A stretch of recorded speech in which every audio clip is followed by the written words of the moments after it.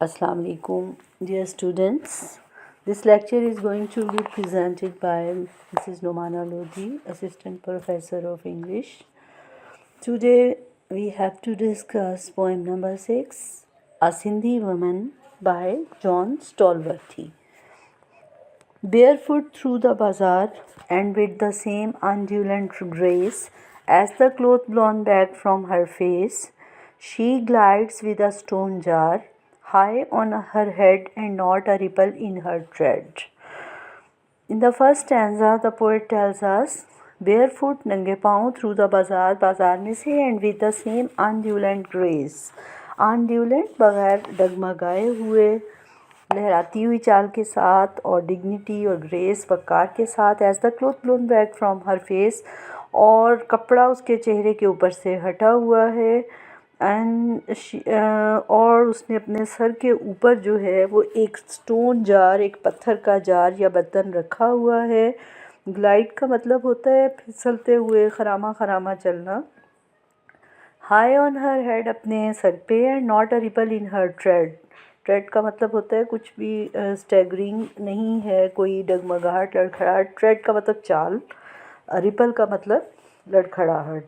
तो ये first stanza में पोएट ने एक सिंधी वुमेन के को पोर्ट्रे किया है और उसकी चाल के बारे में कि कितनी उसकी में ग्रेस है, वक़ार है, और उसने अपने सर के ऊपर भी बहुत बर्डन उठाया हुआ है, लेकिन इसके बावजूद जो है वो उसकी कोई डगमगाहट नहीं, यानी वो इतनी एक्सपर्ट है बर्डन उठाने में, बोझ उठाने में, और उसने इसको हाईली अप्रिशिएट किया है.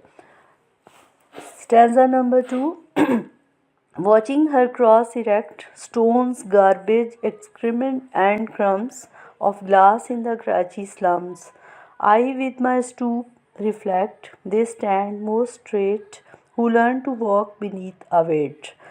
सेकेंड स्टैंजा में पोइट जो है वो अपनी ऑब्जर्वेशंस या अपने जो उसने मुशाहिदा किया है उसके बारे में बताता है कि वो उसको देख रहा है, वॉच कर रहा है कि वो गुज़र रही है, वहाँ से वॉक कर रही है. इरेक्ट का मीनिंग होता है बिल्कुल सीधा, स्ट्रेट होना. और कहाँ से गुज़र रही है? स्टोन्स, पत्थर भी है रास्ते में, गार्बेज, गलाज़त वगैरह, कूड़ा, एक्सक्रीमेंट भी, ह्यूमन बॉडी की गोबर, गलाज़त वगैरह, and crumbs of glass. Crumbs means the pieces, टुकड़े, शीशे के टुकड़े हैं, यानी हर तरह के उसके रास्ते में रुकावटें हैं. इसके बावजूद जो है वो सीधी चाल चलते हुए पूरे वक़ार के साथ चल रही है. और ये कौन सा एरिया है? Karachi slums.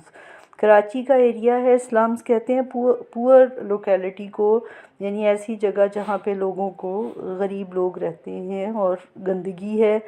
I with my stoop का मतलब होता है कि बेंडिंग डाउन, झुकते हुए. रिफ्लेक्ट मीन्स थिंक, सोचना, पॉन्डर करना. अब पोइट अपने साथ ही उस वुमन को देख रहा है और अपने आप को भी ऑब्ज़र्व कर रहा है कि वो उसका जिस्म झुक गया है, और वो सोचता है कि they stand more straight who learn to walk beneath a weight, कि वो लोग जो हैं वो हमेशा सीधे रहते हैं और हमेशा जो है वो लाइफ में जो है वो बहुत सक्सेसफुल रहते हैं. Who learn to walk beneath weight. Beneath means under, weight का मतलब बर्डन, यानी बोझ के नीचे. जो लोग बोझ के नीचे या प्रॉब्लम्स या डिफ़िकल्टीज़ के साथ जीना जो है वो सीख लेते हैं. तो you can say that this poem is a tribute और praise to a working women. एक मेहनती औरत के लिए पोइट ने उसको खराज तहसीन पेश किया है और हमें बताया है importance of work in life, कि ज़िंदगी में मेहनत कितनी ज़रूरी है, because hard work is the key to success. And there is the portrait of a Sindhi women. और सिंध की एक औरत, कराची की एक औरत, और स्लम्स एरिया में और गरीब तबके के रहने वाले एरिया में एक औरत को पोर्ट्रे किया गया है. और उसके बाद आप ये भी कह सकते हैं कि एक सीन हमारे सामने क्रिएट कर दिया गया है. और लास्ट में पोइट का कंक्लूजन आता है कि वो कंपैरिजन करता है अपना और उस वुमेन का, और he thinks that the persons, or he observes that only those who bear the burden of life and carry its hardships through life, they become strong and straight in life.